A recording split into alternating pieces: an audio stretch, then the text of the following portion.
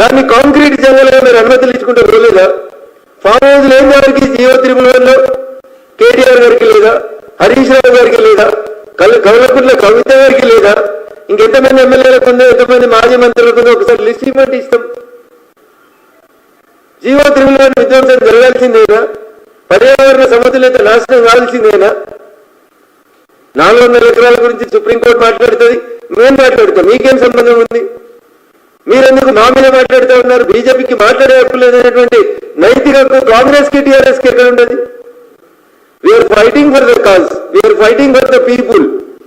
తెలంగాణ రాష్ట్ర ప్రజల గొంతుకగా మేము నిలబడి మాట్లాడుతూ ఉంటే నీకు అవకాశం ఉన్నప్పుడల్లా అవకాశం ఉన్న రీతిలో మాట మార్చింది నువ్వు. తెలంగాణ సమాజానికి జరగకూడదు నష్టంతో జరిగింది 10 ఏళ్లలోనే. మీరే మున్సిపల్ మంత్రి కదా, కేటీఆర్ గారిని ఒక సూటి ప్రశ్న అడుగుతారు.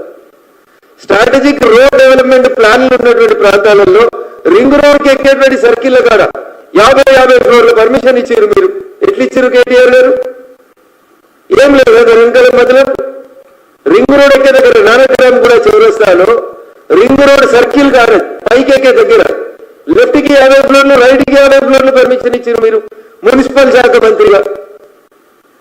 మీరు అనుమతించిన హైరైజ్ టవర్లలో ఎక్కడైనా 10 చెట్లు పెట్టింది చూపెట్టారు మీరు. మీరెక్కడ కాపాడారు పర్యావరణాన్ని? సో కాబట్టి నోటితోటి నవ్వి నొసలితోటి ఎదిరించేటువంటి కార్యక్రమాన్ని కేటీఆర్ గారు మారుకోవాలి. భారతీయ జనతా పార్టీ మీద, నరేంద్ర మోడీ గారి మీద మీరు ఇట్లా మాట్లాడితే నేను తప్పకుండా దానికి జవాబు చెప్తాను. మీకు ఇబ్బంది అనిపిస్తే నేనేం చేయలేను. రఘునందన్ రేవంత్ను కాపాడుతా ఉన్నారు. రఘునందన్ రేవంత్ను కాపాడాడు, కేటీఆర్ను కాపాడాడు. రఘునందన్ రేవంత్కి ఎంత దూరమో కేటీఆర్ కూడా అంతే దూరం ఉంటాడు. మీరు అధికారంలో ఉన్నప్పుడు చేసిన తప్పుల్ని కూడా మొదటి నుంచి ప్రశ్నించింది మా దుబ్బాక ప్రజల ఆశీస్సులతో. ఇదే రఘునందన్ రావు దుబ్బాక ఎమ్మెల్యేగా మాట్లాడాడు.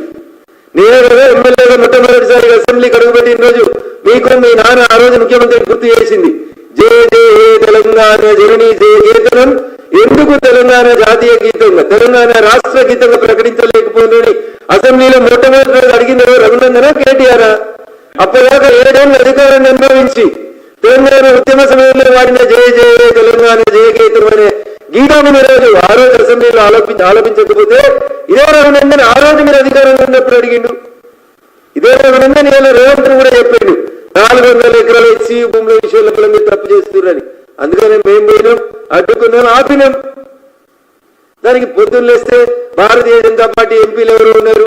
10 సార్లు అడిగినాం మేము. అందరు ఎంపీలు అడిగారు, దమ్ముంటే నీకు చేతనైతే ఎంపీ పేరు బయట పెట్టమని. ఈ రోజు దాకా లేదు. మళ్ళా వారిని చెప్తా, మళ్ళీ ప్రెస్ మీట్లో చెప్తాను, మీరే దాటేస్తా ఉన్నారు. అందుకని మీరు మమ్మల్ని ఏ రకంగానైతే విమర్శించి బదనాం చేయాలనుకుంటున్నారు జనంలో, దానికి ఖచ్చితంగా భారతీయ జనతా పార్టీ నుంచి సమాధానం వస్తుంది.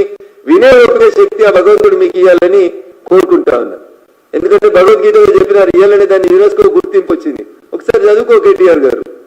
చెప్పిన కదా మధ్యలో ఎప్పుడు చెప్పిండు, ఏమైతుంది చేయకపోతే యోగా చేస్తా, వాకింగ్ చేస్తా, పుస్తకాలు చదువుకుంటా. యునెస్కో గుర్తింపించింది భగవద్గీత. ఇంతకాలం చెప్తావు కదా నాస్తికుని, నేను చదువుకున్నాను. ఇవాళ చదువుకో, ఇప్పటి నుంచి చదవడం ప్రాక్టీస్ చేయి.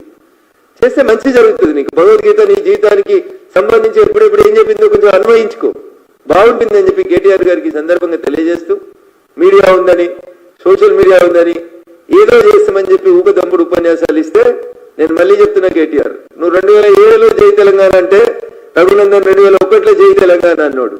నువ్వు ఒక్కటంటే మోడీ గారిని భారతీయ జనతా పార్టీ నువ్వు ఒక్కటంటే 4 విడతలకు సిద్ధంగా ఉండు. గాలి మాటలు కాదు, వాస్తవాలను మాట్లాడిపోయేందుకు మేము సిద్ధంగా ఉన్నాం. Thank you.